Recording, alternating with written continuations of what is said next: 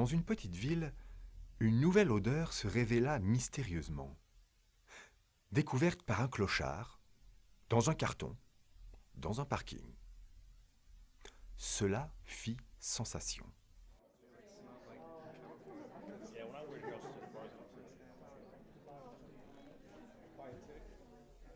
Personne n'avait jamais rien senti de tel auparavant. Pour citer le maire, Bill Fern, ça sentait les pommes pourries douces, les roses printanières et les feuilles moisies, mais avec un je ne sais quoi d'indéfinissable. Tout le monde n'était pas forcément d'accord avec cette description, mais tous étaient fiers de ce qu'ils appelaient notre odeur.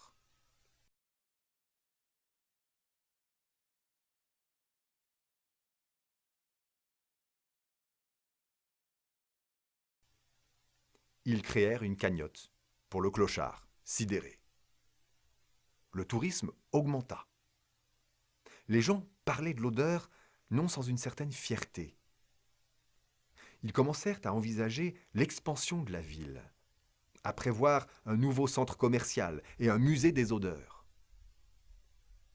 Plusieurs experts virent le jour.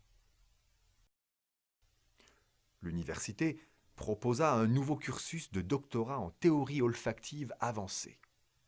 Certains prétendirent que l'odeur avait des propriétés miraculeuses, et une nouvelle industrie de la santé émergea, attirant les infirmes. Puis, un matin, aussi mystérieusement qu'elle était apparue, l'odeur disparut.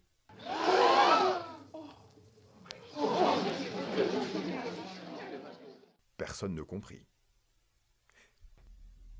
Et les gens s'inquiétèrent de l'effet que cela aurait sur l'économie locale, l'odeur étant devenue l'attraction principale de la ville, cette dernière n'ayant par ailleurs pas de qualité particulière.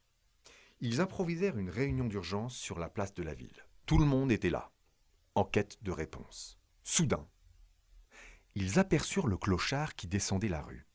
Ils s'empressèrent de lui demander s'il savait quelque chose. Ce dernier leur expliqua qu'il avait créé de toutes pièces cette histoire d'odeur dans un carton du parking, car il était quelque peu embarrassé par sa propre odeur personnelle. Mais le fait que sa présence ait été bénéfique pour la ville lui avait donné une nouvelle confiance en lui. Il décida d'utiliser la cagnotte pour prendre un nouveau départ. Et pour commencer, il se fit couler un bain.